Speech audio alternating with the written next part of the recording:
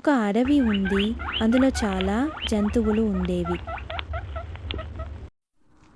పులి అడవిలో దిక్కులు చూస్తూ నడుస్తుంది.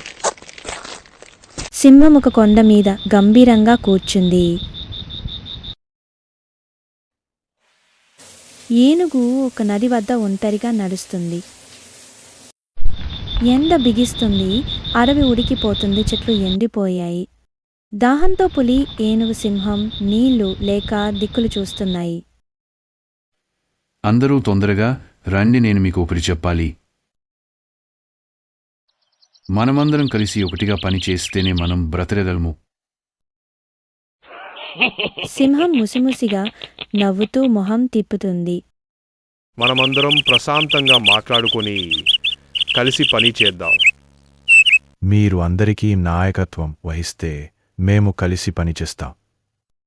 ఏనుగు తన తొండంతోటి మట్టిని తవ్వుతుంది చెరువుని కట్టడానికి.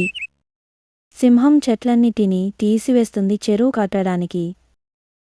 పులి చెరువు వద్ద రక్షణగా చుట్టూ అన్నిటినీ చూస్తూ గమనిస్తూ ఉంది. ఇంతలో మబ్బులన్నీ నల్లగా మారాయి. గాలికి చెట్లని ఊగుతున్నాయి.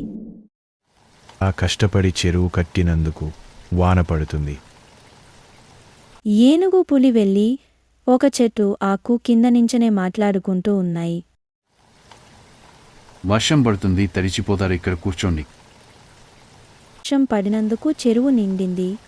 జంతువుల ఆనందంగా గంతులు వేశాయి.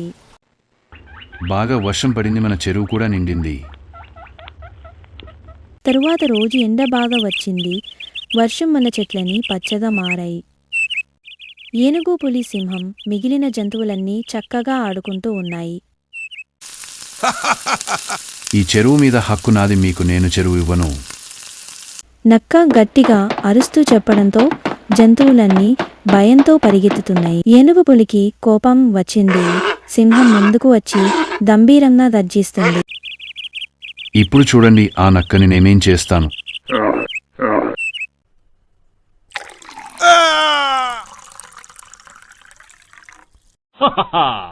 నక్కని చెరువులో నుంచి బాగా తీసిపడేశావు. నక్కకి తిక్క కుదిరింది. జంతువులందరూ కలిసి అన్నం తింటున్నాయి. వెనకాల ఇంద్రధనస్సు వచ్చింది. అడవి మళ్ళీ పచ్చగా మారింది. అమ్మ పిల్లవాడికి చెప్తుంది, మంచి స్నేహం ఒక్కటిగా ఉంచుతుంది. కథలో నీతి ఒకటిగా ఉంటే ఏదైనా సాధించవచ్చు.